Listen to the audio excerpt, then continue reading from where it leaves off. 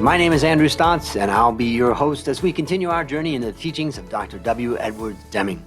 Today, I'm continuing my discussions with Bill Bellows, who has spent 30 years helping people apply Dr. Deming's ideas to become aware of how their thinking is holding them back from their biggest opportunities. The topic for today is the end of perfection. Bill, take it away. The finish line of perfection.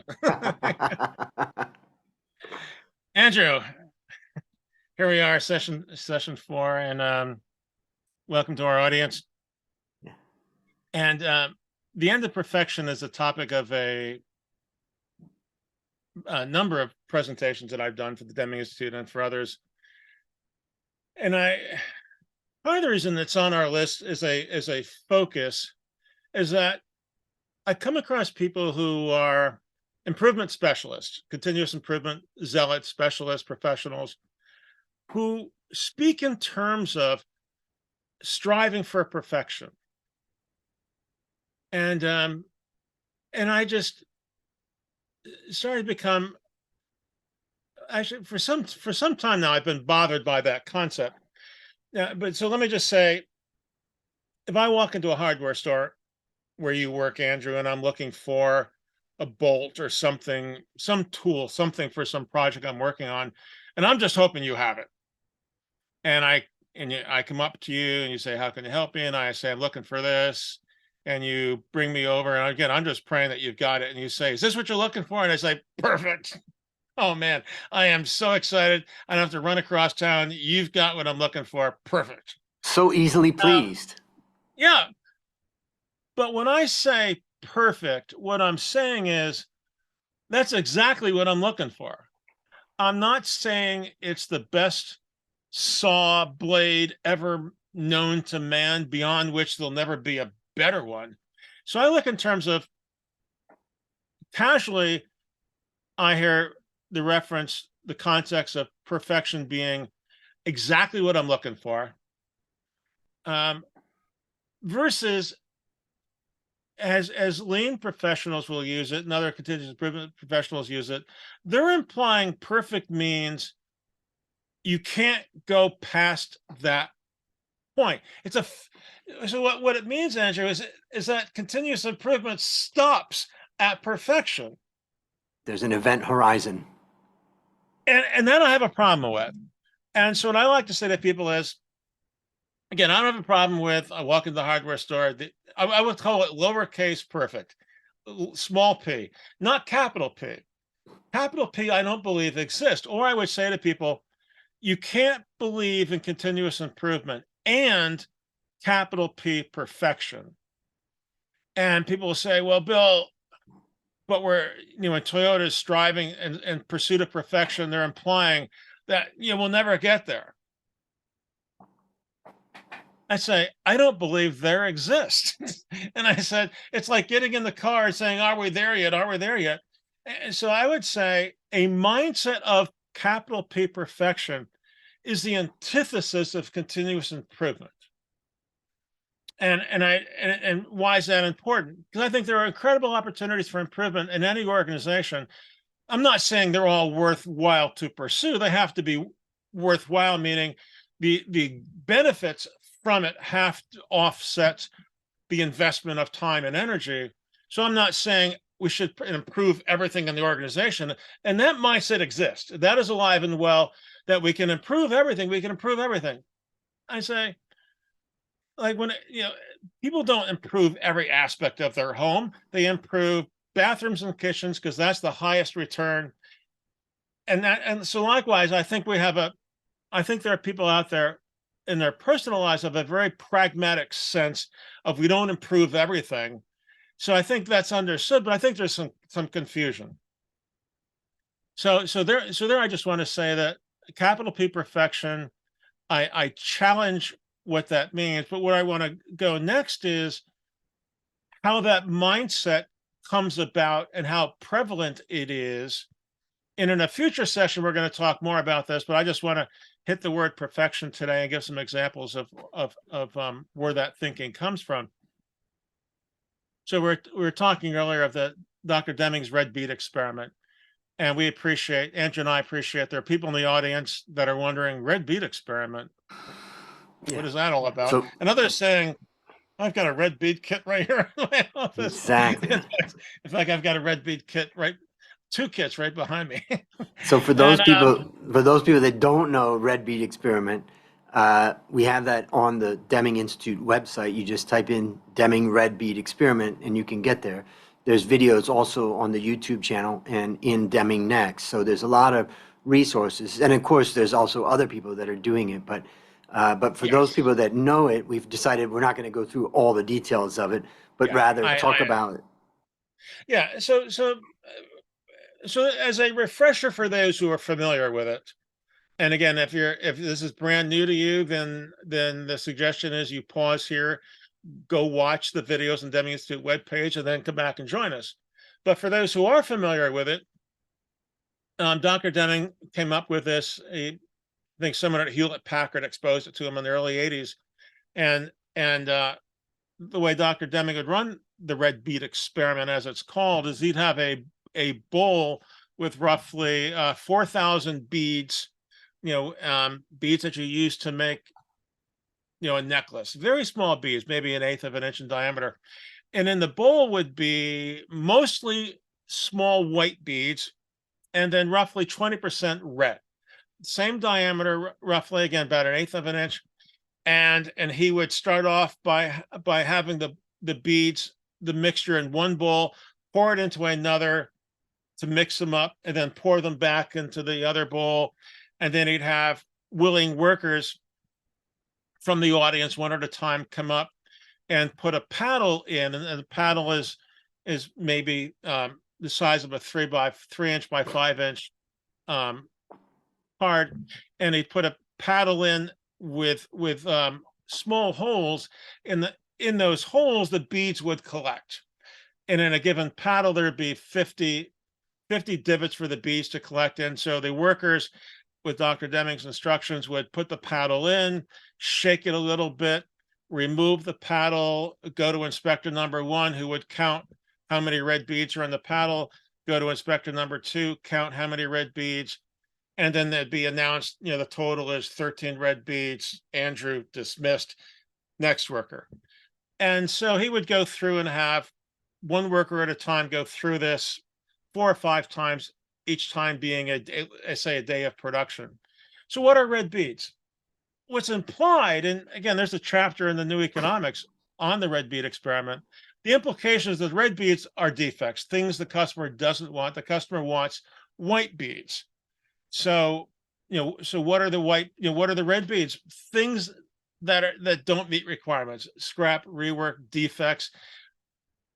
And if we go back to our previous sessions, the difference between white beads and red beads is question 1. White beads meet requirements, they are good. Red beads don't meet requirements, they are bad. And so in the red bead experiment, Dr. Deming would go through and collect data from 4 workers, perhaps 4 times each, and the data would be in a spreadsheet. And then he'd look row by row and point out, there's highs and lows in the number of red beads. And he'd start, Dr. Deming, as the manager of this white bead factory, would start to berate the workers who created more red beads, as if they did it all by themselves. And so the punchline, the reminder punchline for those who have seen this before, what Dr. Deming, what he was doing was blaming the workers for the red beads. And the workers had no choice but to think that they were causing the white beads. And so one of the big takeaways for people in the Deming community who really love the red bead experiment is that the red beads are not caused by the workers. They're caused by the system, which includes the supplier of the red beads and the white beads, the instructions, the bowl, the paddle, the worker, the instructions. And you don't blame the workers separately. And so that becomes a really big takeaway.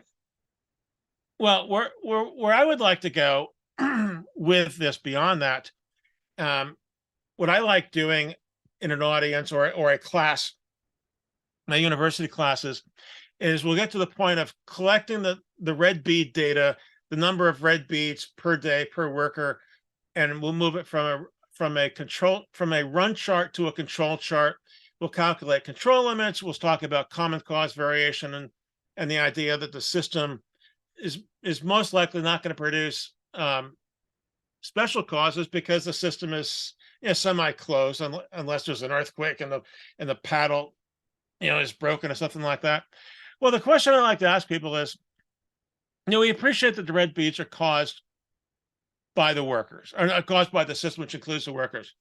But what I like to ask is your understanding of the Deming philosophy that the objective everywhere in the organization is to strive to eliminate all the red beads everywhere in the system, which could include going to suppliers, no longer buying them, working with their suppliers. And so I just like to ask people is, and I've had a couple hundred people in the room, and I'll just say, is that what you think where Dr. Deming is talking about? That the objective, one, is to understand that red beads are caused by the system, not the worker. But then we go the next step and say, let's strive to eliminate all the white beads everywhere. And if we do achieve that, are we done? Right, wipe out all red beads everywhere. I'm sorry, wipe out all the red beads everywhere. Are we done? Have we achieved perfection? And people will say, I'd say, but simultaneously, Dr. Deming told us about the value proposition of continuous improvement.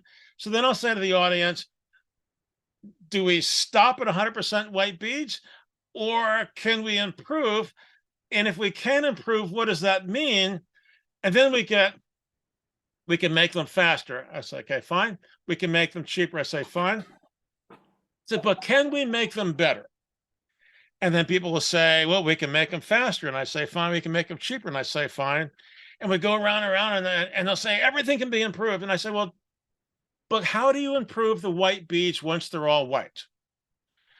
And people will say, you can always have a better mousetrap. And then I'll hold up the beads and I say, I'm not talking about a better mousetrap. I'm saying these beads, you can't get any. So what I love about the red bead experiment is it's not a mousetrap with springs and wires. It's a really simple, it's just a bead. We've got white ones and red ones. How can you make the white beads better once they're all white?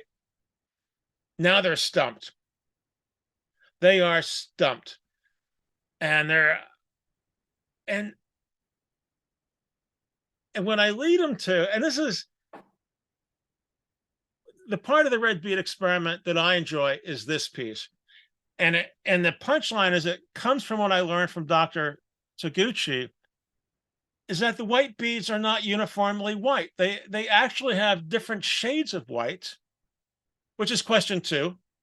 They have different diameters, which is question 2, different weights, and point out that you can continuously improve the white beads once you understand that there's question 2, that there's degrees of white, degrees of diameters and things like that. And the idea being that in order to understand why that variation matters, now we get to what we looked at the end of module 3, is we have to look at how the beads are used. And just to summarize, question 1 is, does it meet requirements? I think it's, right? Yes. Question 1 is, does it meet requirements? And is it white or is it red? Yep. Well, it's white. Yep. So that was that was a definite or a yes or no answer, as you said. So absolutely, that is question 1. Does it meet requirements? Yes or no? Black and white thinking. We also talked about it. Question 2 is, there's shades of gray, and in this case, there's shades of white. There's shades. There's different diameters, and now we begin to understand again that the impact of different diameters and different shades shows up in how they're used, in terms of how they're used to make a necklace, or however they're being used by the person downstream. And so at the end of module 3, we talked about, what are the types of things we could do at the end of module 3 to help people begin to understand implications for Dr. Deming's work. And it is, go downstream and see how your work is being used. So instead of striving to make sure all you send downstream is white beads, not red beads, again, I'm not underestimating the value proposition of getting to that point. But what I'm saying is, that's not perfection. Actually, if you look at it as perfection, then we say we are done Now let's go elsewhere and get all the red beads done and get the white. So the strategy is I think the overall strategy is, what's the best use of our time? Is it going from some red to all white? Or is it going from all white to then look at the variation in the white, which is then looking at what are the opportunities for improving the organization by looking at how the beads are used? And if we think about this, it made me think, like, let's just say that somebody's implementing Deming's teachings and they've done a lot of great work to get down to that point of, let's say, eliminating red beads. We've rooted out the red beads. And there is a huge gain there for the organization, for the customer, for costs and all of that. So you could even say that in some ways that's what they call the low-hanging fruit. But what's fascinating that you've talked about is kind of going through the looking glass to the other side. And now you go to the step further where you have, it seems like it's incrementally not worth it in some cases because it's just tinkering around with something that's pretty close enough. But yet, if you go deeper to that, there's very possible that you reach a level of precision that brings an exponential improvement, not only in the system, but also in the outcome and also in the competitive position relative to your peers. A few things on what you just said. One is, and I really like the metaphor you're using, and I like to say to people is that you have no idea what's on the other side of the doorway. So question one is getting to the point of, we want all the beads to be white, and then we're done. That's perfection. And so what I'm saying, there's more. There's more. And the more is going through the doorway and beginning to look at how are the beads used. And what opportunities are there? But right, there's this economic sense of diminishing returns. I tell you, the excitement you're hearing is that I've seen so many situations where the gains are so significant for such a small additional effort that I no longer, this idea that we run out of opportunities for improvement, nonsense, absolutely nonsense. What I say to people is, if you don't look, you won't find. If you do look, there's no guarantee. But also, as I said, there's three things. One is get to the doorway and move through the doorway and look at the variation in the white beads. And that gets us beyond perfection into the world of continuous. For the time being, we'll call it continuous improvement. In a later session, we'll switch to continuous investment. And the reason I call it investment is that it has to be worthwhile. We don't improve to improve. We improve because the gain we get in the marketplace, economically, market share, has to be more than what we're putting into the effort. It's got to be worthwhile. But the other thing I want to say is,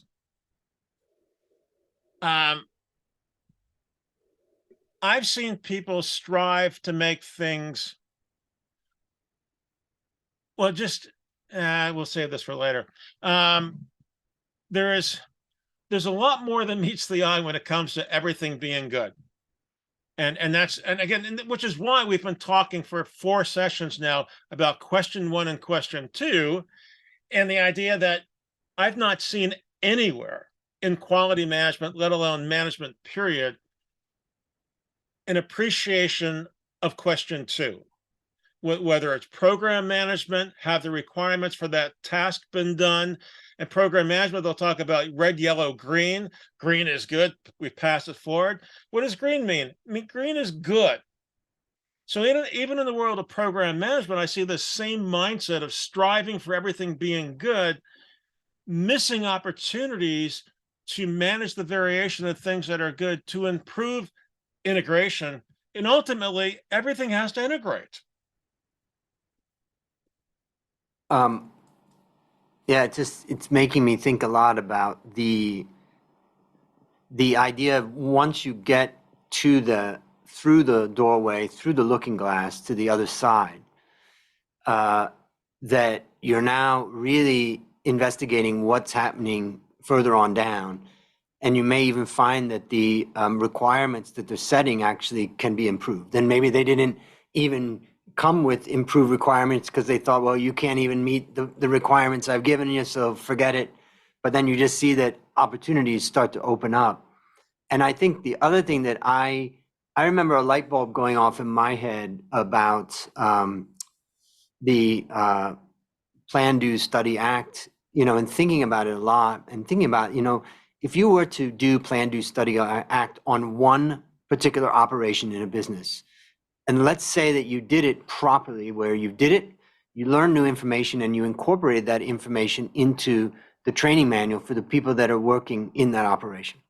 Then you do another Plan, Do, Study, Act, and then you, again, improve and then codify that in training.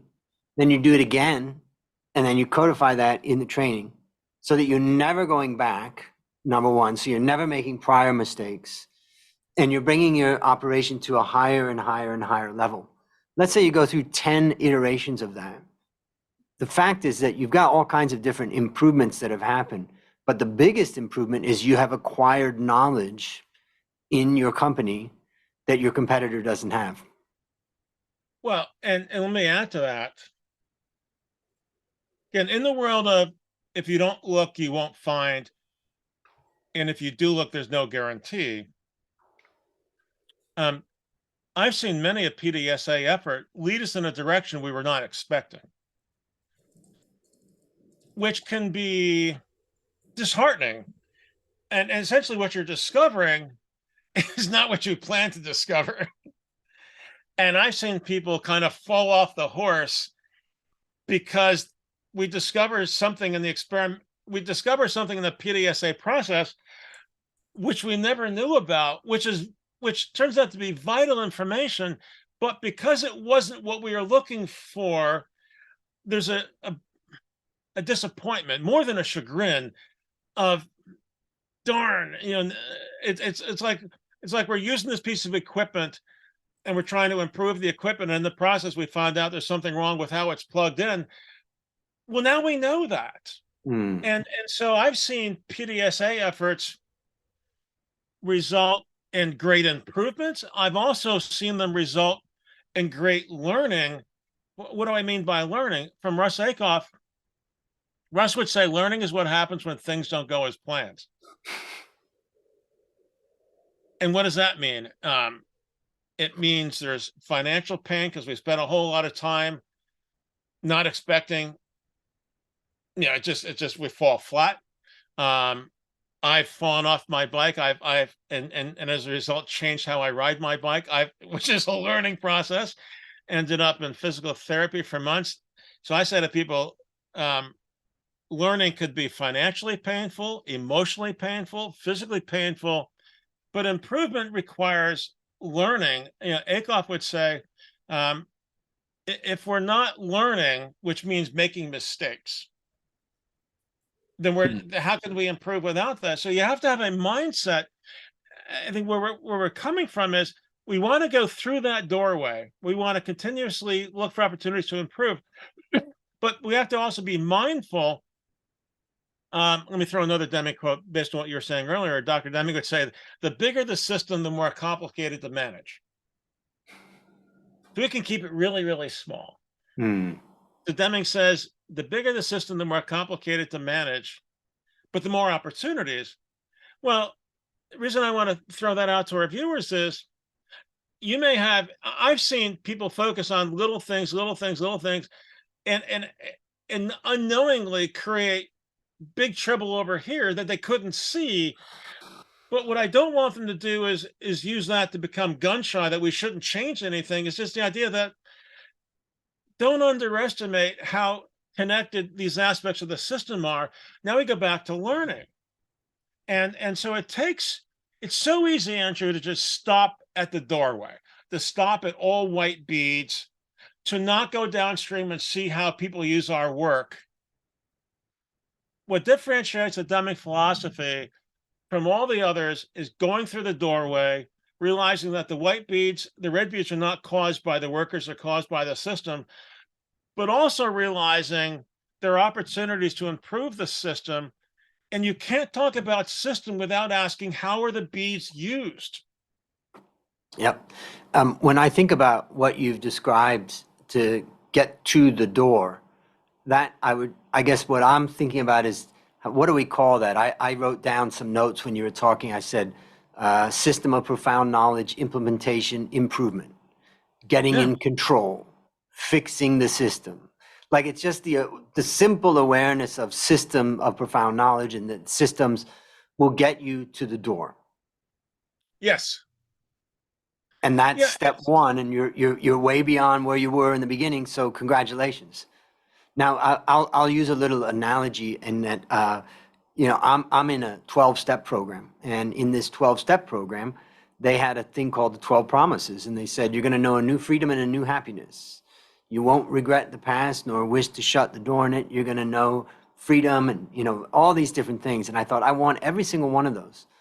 But what I found when I went to that 12-step program, which I've been in now for more than 40 years, is that there's many people that go to a meeting to stop drinking or stop using drugs or stop, let's say, overeating or whatever that thing is. And then they stop there.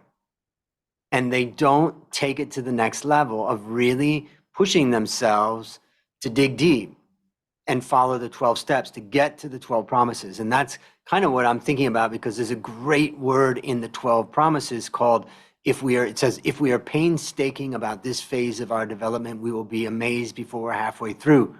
And I thought about that word painstaking, and if you reverse it around, it's called taking pain. Yes. And that Yeah. made the difference of whether someone went through the door. Getting to the door is good enough for most people, but getting through the door and to the other side is the real holy grail. Well, let me come back to that point you just made. There's a point of time, and I thought that I had coworkers, I thought, whose wish was for a job that I could take where I can kind of do the same thing every day, for like a career, and then retire. Um, that's the kind of job I'm looking for, where I don't have to learn new things. I could just kind of come in, hang out, get into the routine, and then go home. Do you have jobs like that at your company that I could apply for? And I think there are people that have that attitude. Now, Hmm.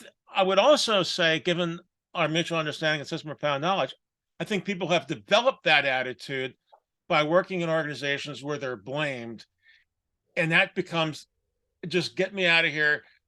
I don't want to raise my hand. I don't want to be blamed, so I'm going to keep my head down. So I'm not saying these are people grow up that way. I think they become conditioned that way. But what I would also point out is that for those people that want that job, I would say, how many of you would like a cell phone which has far more capacity in terms of storage and speed than your current one? And it's also cheaper. Andrew, can I sign you up for that? Or maybe a television system. Can I sign you up for that? Oh yeah. So you want to be, what you're saying, Andrew, is that you want to be the beneficiary of people out there doing things above and beyond, but you just want a job where you can just kind of do. Is that what I'm hearing? You want to receive blood, but you don't want to donate? Because that I think becomes the societal compact. Is we come into this world receiving, well, we have an obligation to contribute. Hmm. And I think, but again, I'm not saying people, I'm not trying to imply that people are bad. I think we have conditioned people to want that, but I don't think that's their real nature. I think organizations that follow the Deming philosophy, I've seen people have incredible turnarounds and attitudes, and they become people that are willing to take on challenges, Of course, there's variation. I'm not saying everyone's going to be watching how the beats are used. So maybe that's not you, maybe that's somebody else. But I'm going to need you in the implementation, Andrew. Yep. And that goes back to variation. And so I just say that I think we all want the same thing, and I think for many people it gets beaten out of us in terms of our obligation to society. Okay, so let's try to pull this together. The end of perfection. What we've talked about is the idea of, we've used the red bead experiment to get through this, but I think that tool is now, served its purpose. What we're really talking about is that in the initial stages of maybe implementing Deming's teaching or getting a particular system into control, there's a lot of fantastic gains that happen. And they get you to a point that is very satisfactory. And Yes. Some people may confuse that point to perfection.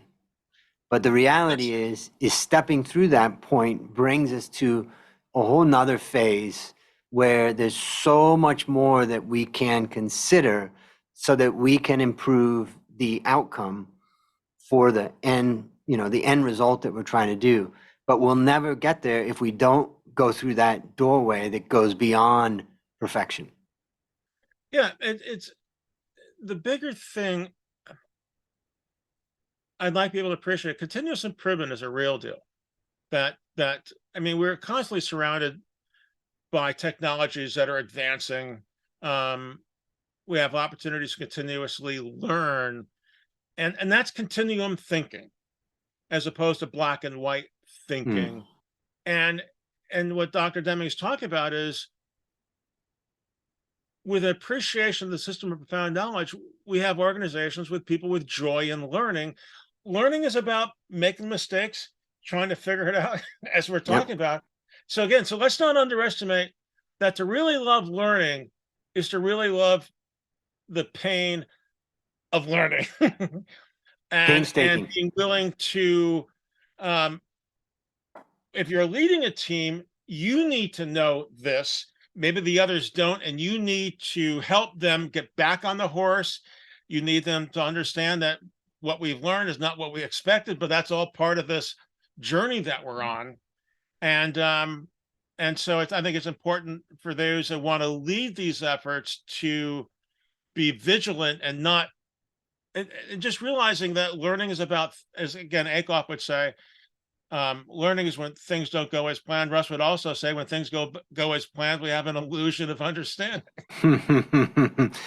That we just don't know when that learning is going to happen. Shall we wrap it up? The other thing I was going to say is, relative to achieving perfection, I would say Thomas More, I think an Englishman, I don't know, in the 14th century, whatever, wrote a book about a place called Utopia. And so what I wonder is, Andrew, do you think people in Utopia were having conversations about continuous improvement? Okay, so I think we'll leave it on that, huh? What do you think, Bill? All right, Bill, on behalf of everyone at the Deming Institute, I want to thank you again for this discussion. Fascinating. For listeners, remember, go to Deming.org to continue your journey.